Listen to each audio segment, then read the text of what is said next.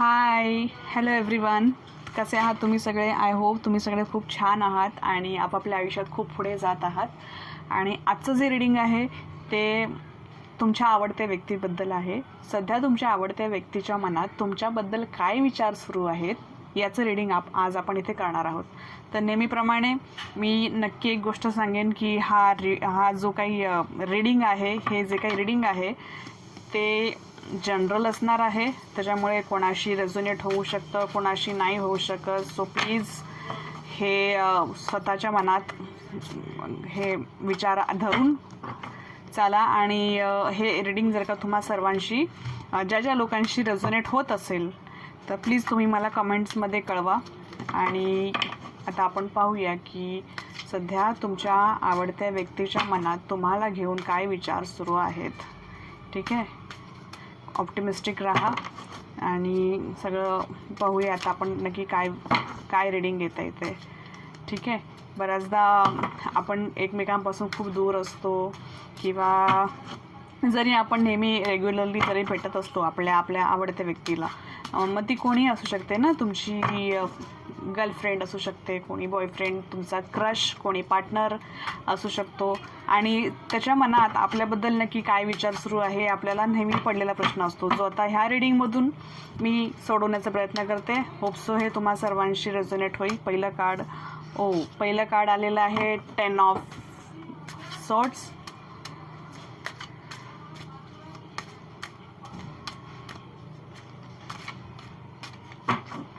Okay, next card आलेला आहे magician. Wow, reading छान येत आहे. ऑप्टिमिस्टिक रहा असेच.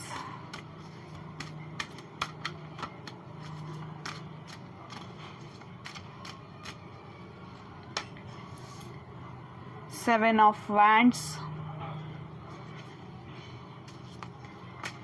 सो ऑलमोस्ट इथे सगळ्या झोडिएक साइन्स आलेले आहेत. हे आधी मी तुम्हाला आता सांगते. आणि रीडिंग पण छान येतं आहे कार्ड्सच्या थ्रू. किंग ऑफ पेंटिकल्स,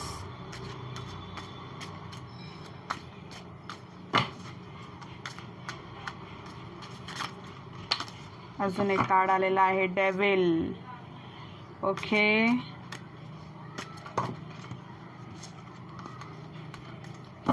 हे रीडिंग जनरल आहे. मी पुन्हा एकदा सांगते, हे प्रत्येकाशी रेझोनेट होईलच असं नाही. आणि ज्या लोकांशी रेझोनेट होत आहे त्या लोकांनी मला नक्की कमेंटमध्ये कळवा, कारण यातून आपल्याला काहीतरी होप्स मिळत असतात टॅरो ट्रेडिंगच्या मार्फत. म्हणून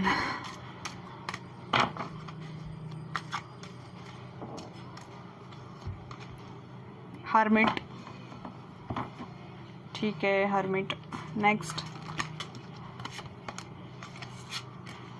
एक सेकंड.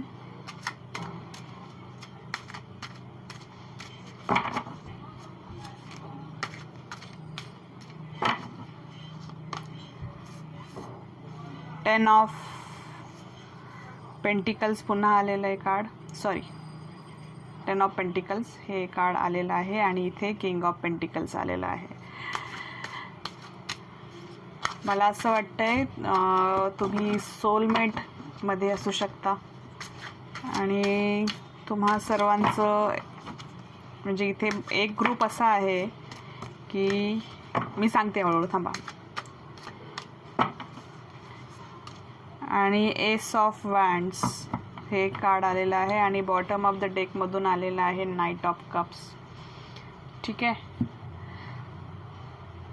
सगळ्यात पहिल्यांदा सगळ्या झोडिएक साइन्स इथे अवेलेबल आहेत. ठीक आहे, सो 12च्या 12 राशी इथे आहेत, सगळ्या आहेत. आणि बऱ्याच लोकांच्या केसेसमध्ये मला असं दिसून येतं आहे की जर का तुम्ही तुमच्या पार्टनरची खूप आतुरतेने वाट पाहत असाल की त्याने आपल्या आयुष्यात यावं, आणि जर का तो आपल्या आयुष्यात आला तर त्याने त्याचे सगळे जे काही प्रॉब्लेम्स असतात किंवा जे काही गोष्टी असतील तर त्याने त्या सगळ्या संपवून माझ्या आयुष्यात यावं, असं जर का तुमच्यापैकी कोणाला वाटत असेल, तुमच्यापैकी एखादा ग्रुप असा असेल, तर ऑफकोर्स ती व्यक्ती तुमच्याकडे येत आहे. कारण तिच्या आयुष्यात जे काही सध्या चालू आहे, जे काही प्रॉब्लेम्स आहेत ते अतिशय म्हणजे त्याने ना बऱ्याच गोष्टी देवाशी सरेंडर केलेल्या आहेत आणि ते प्रॉब्लेम सॉल्व करून करून करून करून ना ऑलमोस्ट ती व्यक्ती पूर्ण थकून गेलेली आहे इथे.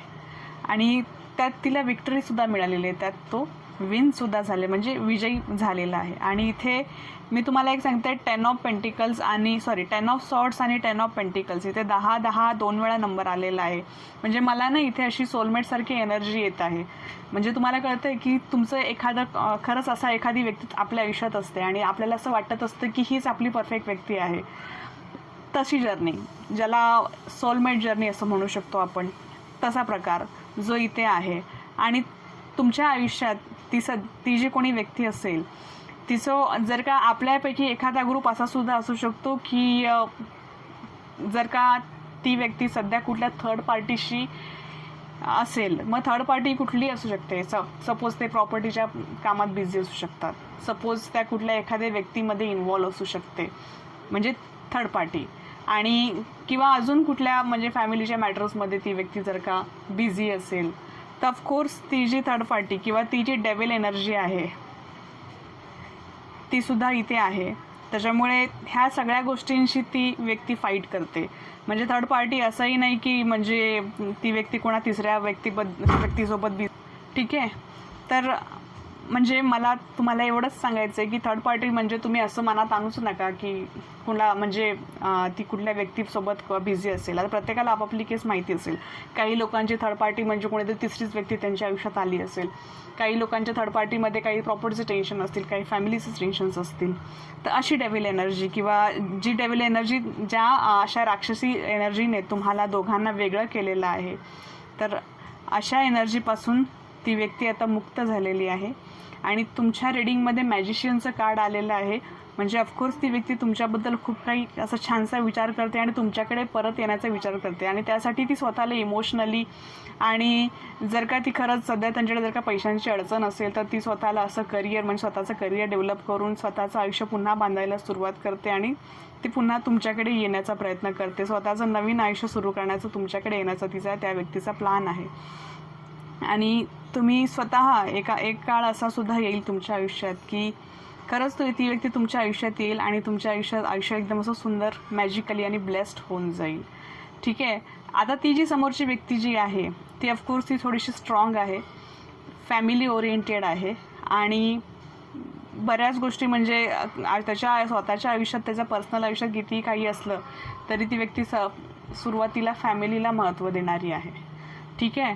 सो सध्या ती एनर्जी म्हणजे ती त्याच्या आयुष्यात जे काही चुकीच्या गोष्टी घडत आहेत त्या सगळ्या आता संपुष्टात आलेल्या आहेत आणि तुमच्या आयुष्यात कधीही चमत्कार होऊ शकतो कारण ती व्यक्ती तुमच्याकडेच येण्याचा विचार करत आहे.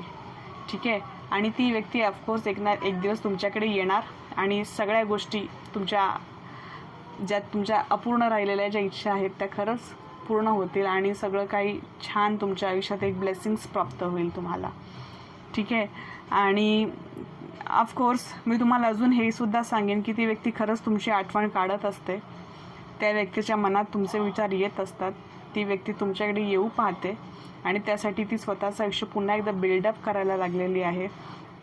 आणि त्याचं पुढचं भविष्य असं सुद्धा दिसतंय की तुम्ही एकत्र आहात तुमच्या आयुष्यात.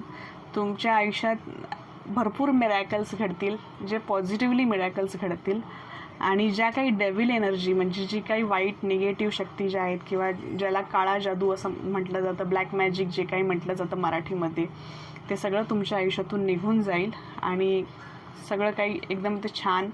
अचानक एखाद्या दिवशी असं काही मॅजिक घडेल की ऑफकोर्स ती व्यक्ती स्वतःहून तुमच्याकडे येईल आणि तुम्हाला भेट देईल काहीतरी आणि तुमच्याशी बोलण्याचा प्रयत्न करेल. पण सध्या एवढंच की ती तिच्या आयुष्यात बऱ्याच प्रॉब्लेमनी ग्रस्त आहे.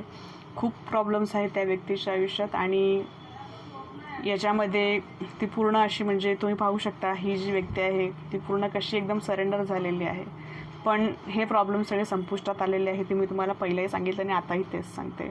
आणि सगळं काही छान आहे. पुढचं आयुष्य एक नवीन सुंदर आयुष्य तुमच्या वाट्याला आहे. ठीक आहे.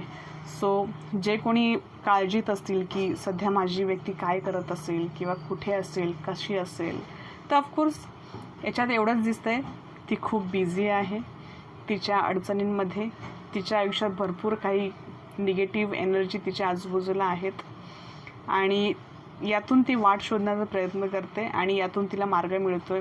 देवाची कुठेतरी हाक आलेली आहे आणि त्याने स्वतःहून स्वतःचं आयुष्य पुन्हा एकदा बांधायला सुरुवात केलेली आहे आणि ती व्यक्ती पुन्हा एकदा स्ट्रॉंग होत चाललेली आहे आणि सगळे ब्लेसिंग तिच्या आयुष्यात आता उतरत आहेत आणि ती व्यक्ती स्वतःहून तुमच्याकडे पुन्हा येते. ठीक आहे, आपण एनर्जी चेक करूया.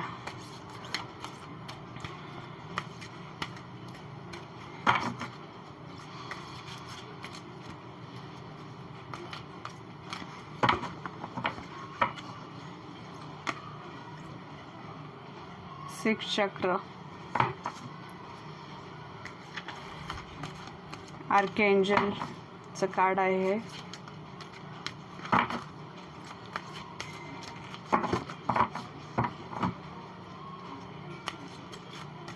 त्यामुळे आता तुम्हाला जे काही निगेटिव्हिटी येते किंवा जे काही येतं, मी म्हटलं ना, ती जी व्यक्ती आहे ती ऑलरेडी ब्रोकन आहे. तिच्या आयुष्यात इतके प्रॉब्लेम्स आहे की ती पूर्ण दुखावलेली आहे आणि तिला नक्की तुमची आठवण येत असते. तिला तुमच्याकडे यावंसं वाटत असतं, पण ती सगळं काही गोष्टींचा एंड करून, सगळ्या गोष्टी ज्या काही आहेत तिच्या आयुष्यातल्या अडचणी, त्यातून मार्ग काढून ती तुमच्यापर्यंत नक्की येत आहे, हे इथे दिसतंय. ठीक आहे, नेक्स्ट कार्ड, स्टॉर्म वॉर्मिंग. काहीतरी वादळ सध्या तिच्या आयुष्यात सुरू आहे त्या व्यक्तीच्या, जे खूपच कठीण आहे, ज्याच्यात ती पूर्ण ब्रोकन आहे एवढं दिसतंय. आणि तुम्हाला तुमच्या व्यक्तीपर्यंत खूप चांगल्या पॉझिटिव्ह एनर्जीज पोचवायच्या आहेत. कारण ऑफकोर्स तुम्ही जो विचार करता तोच विचार तुमच्या आवडत्या व्यक्तीच्या मनापर्यंत पोचतो. म्हणजे तुम्हाला मी एक सांगते, काही टेलिपॅथी असते आपल्या आयुष्यात. बऱ्याचदा आपण कधी कधी अचानक एका व्यक्तीचा विचार मनात येतो, पण त्याचं कारण असं असतं की ती व्यक्ती जिचा विचार आपल्या मनात अचानकपणे आलेला आहे, ती व्यक्ती खरंच कधीतरी आपल्याबद्दल काहीतरी चांगला विचार करत असते आणि नंतर मला आपल्याला आठवतं की अरे हां, ही व्यक्ती म्हणजे मी हिच्याबद्दल खूप विचार करत होतो. आणि ती थर्ड चक्र, रिवायवल. तर म्हणजे कुठल्याही माणसाबद्दल जर काय विचार केला आयुष्यात तर तो ऑफकोर्स चांगल्या हेतूनेच करावा, असंच मला तुम्हाला म्हणायचं आहे. कारण तुम्ही जे विचार करता तीच फ्रिक्वेन्सी त्याच्यापर्यंत पोहोचत असते, बरोबर. म्हणून तुम्हाला पॉझिटिव्ह राहायचं आहे कुठल्याही परिस्थितीत. आणि तुम्हाला कळतं आहे आता तुमची जी व्यक्ती, तुमच्यावरती जी जीवापाड प्रेम करणारी जी व्यक्ती आहे ती सध्या किती संकटात आहे आणि सध्या ती किती चारी बाजूनी अडकलेली आहे. एंजल ऑफ बॅलन्स आणि बॉटम ऑफ द डेकमधून आलेला आहे कम्युनिटी.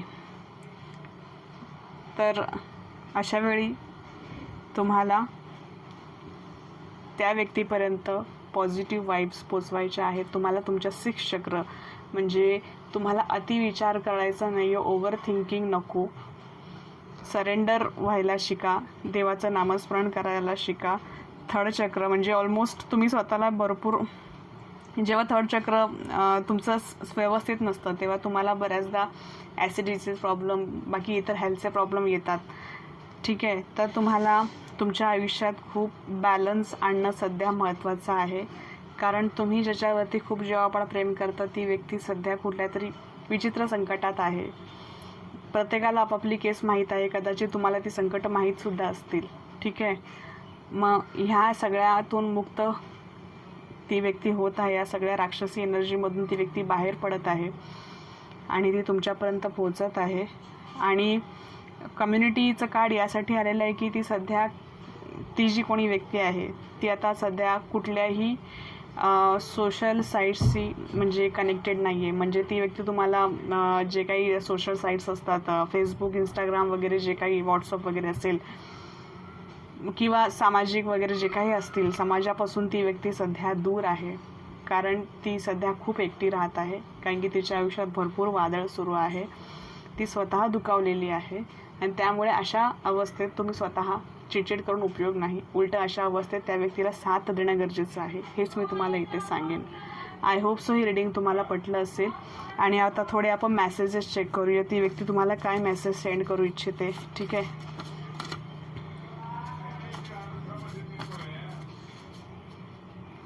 सो टाईम थोडा टफ आहे, पण ठीक आहे, आपण सगळ्यातून मार्ग काढू शकतो. ठीक आहे, आणि बऱ्याच गोष्टी म्हणजे बोलतात ना, जिथे अडचणी आहेत तिथे मार्गसुद्धा आहेत. त्यामुळे ठीक आहे, आपण हे सगळं पाहूया. अजून 2 मेसेज काढते आणि अजून एक काढूया. चला हे घेऊन टाकूया. तर पहिलं कार्ड, वा, सोलमेट. पहिलंच कार्ड सोलमेटचं आलेलं आहे. म्हणजे ऑफकोर्स जे आपल्याला मगाशी 10 आणि 10चे नंबर डबल भेटलेले होते, 10 ऑफ पेंटिकल्स आणि 10 ऑफ सॉर्ड्स. म्हणजे ऑफकोर्स तुम्ही दोघे एकमेकांचे खूप जवळचे सोलमेट्स म्हणजे एकमेकांवरती जिव्हाळा प्रेम करणारे असाल. पुढचा मेसेज आहे, no words are amazing enough to decide how fantastic you make me feel. म्हणजे त्यांना असं म्हणायचं आहे की माझ्याकडे शब्द नाहीत की ज्या काळात आपण एकत्र होतो किंवा तुम्हाला इतकं छान असं बनवलं होतंस, फंटॅस्टिक बनवलं होतंस किंवा मला असं फील आणलेलं होतंस की त्याच्यासाठी माझ्याकडे शब्द नाही आहेत. ठीक आहे. पुढचं कार्ड आलेलं आहे, I will choose you know matter. Of course ते तुम्हाला चूज करणार आहेत. त्यांच्या आयुष्यात तुमच्याशिवाय इतर दुसरं कोणीही नाही आहे. आणि जी काही थर्ड पार्टी असेल, ऑफकोर्स मी तुम्हाला एक नक्की सांगते की कुठलीही गोष्ट रिपेअर होण्यासाठी वेळ लागतो आहे ना.